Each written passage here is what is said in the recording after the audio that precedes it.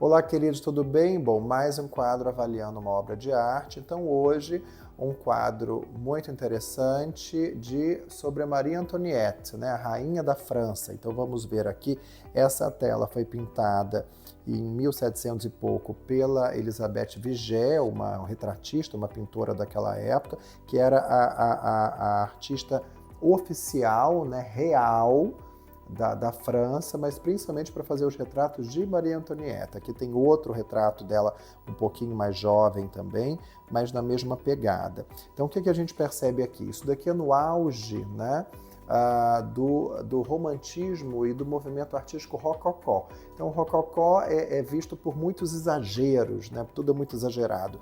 Então muitos babados, muita palidez, né? Quer dizer, as mulheres reais queriam muito pó de arroz, muito creme branco, obviamente que para se destacar dos pobres, porque os pobres não tinham dinheiro para ter maquiagem, essa coisa, e também para corrigir as imperfeições, as rugas, o envelhecimento, essa coisa toda, e tinha uma coisa blasé, né, de ter esse rosto sempre muito esbranquecido, tipo, eu nunca peguei sol porque eu sou nobre, eu não preciso trabalhar na lavoura. E também muito ruge para mostrar alguma coisa saudável.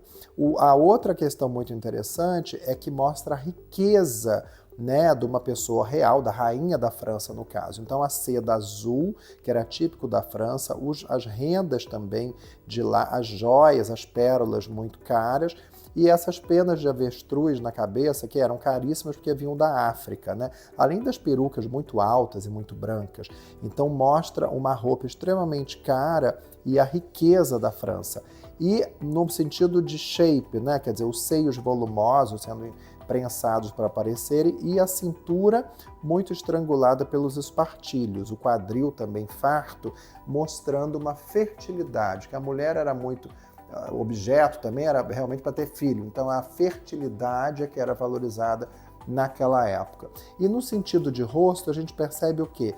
Era um rosto que nos dias de hoje é uma coisa horrorosa, né? Mas para mostrar, era um rosto alongado, com pouca largura, nenhuma definição praticamente de terço inferior, quer dizer, um rosto bem angulado e marcado, como é desejado hoje aqui no Ocidente, quer dizer, na América Latina, nos Estados Unidos, etc. Naquela época não, porque eles queriam uma imagem de fragilidade, de delicadeza, né? Além do rosto longo e nobre, pescoço alongado. Então não que ela fosse assim, mas ela era retratada dessa forma porque era o que era mais bonito na época, era o Photoshop na época, era o pintor, né? E outra coisa também que a gente fala, quer dizer, a rainha da Rococó era Elizabeth Vigée, que é essa pintora, então eu já expliquei isso para vocês, e o uso do cosmético, ele realmente, ele separava o rico do pobre, daí todas as pinturas de figuras reais e nobres daquela época vão ter